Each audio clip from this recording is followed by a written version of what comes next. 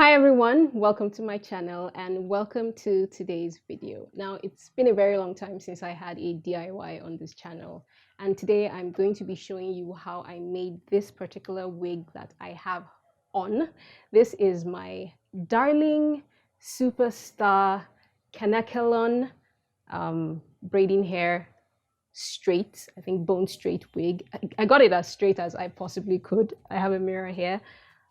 Yeah, so this is not a how to make the wig, but this is how I made this wig. So if that's something you're interested in, then keep on watching.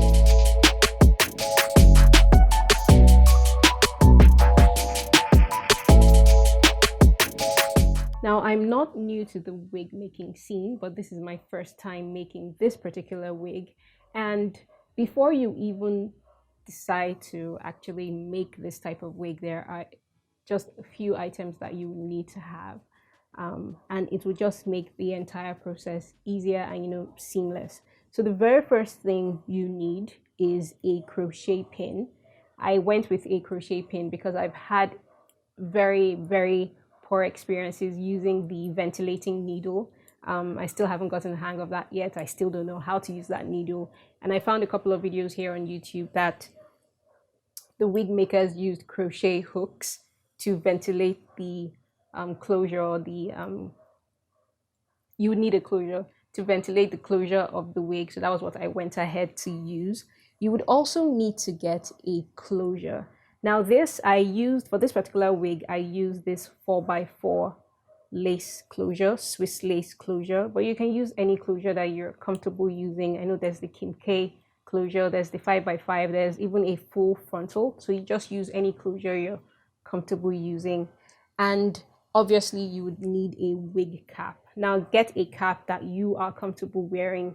This is this lace adjustable wig cap. I'm comfortable using this or even wearing this on my head. I'm not too fond of the spandex dome or the spandex mesh caps, so I prefer this. They are more aerated than those ones, so this is what I typically and traditionally use to make my wigs.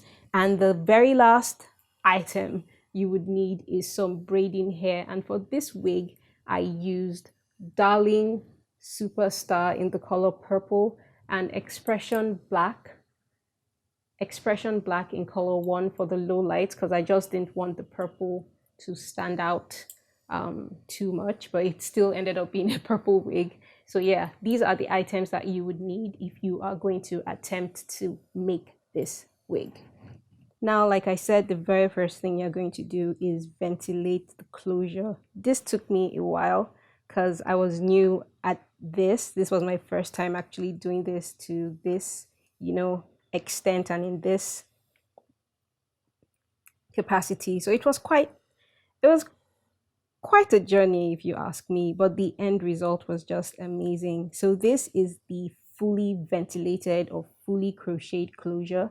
If you did it right, then your closure should be looking as perfect as this. I went ahead to customize the hairline just because I wanted it to have a semi-natural look, because I wasn't going to be leaving baby hairs and I wanted to cut it to make sure that it would actually fit my hairline.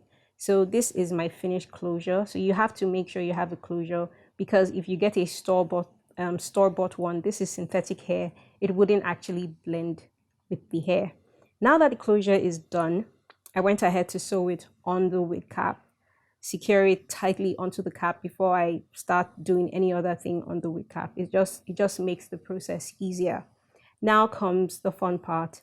Now I actually took tiny strands of the synthetic braiding hair and attached it to the cap with very tiny knots. The tinier the better, as much as you can fill the cap or wig cap in very tiny strands. And you actually have to lay these strands so that they overlap on each other. The first line has to overlap on the other so that you don't have 2 or 3 strands sitting on each other. So just go with a style or a pattern that works for you. Now you have to fill up the entire cap. And when I mean the entire cap, just fill it up as much as you can. I don't really remember how many packs of hair I used for this particular wig, but I don't think I used up to 2 packs of the Superstar Darling braiding hair. but I think, yeah, I didn't use up to 2 packs. So when you have filled in all the gaps, the best way to finish off this wig is to adhere the closure that you've sewn down to the cap with tinier knots of hair. It just helps the closure blend with the other part of the wig. Now this is the finished look. This has been dipped in hot water and just brushed out. My straightening process, I'm not too comfortable sharing that yet, just because this was literally trial and error. But at the end of the day, I got what I was looking for. This hair is fully straight, but from time to time, I do straighten it when I have to wear it out, just to give it some shine and to give it some gloss, and to just have it looking not like synthetic hair when you wear it out. So yeah, that's just the entire process. This wig is going to last literally forever as long as you take care of it.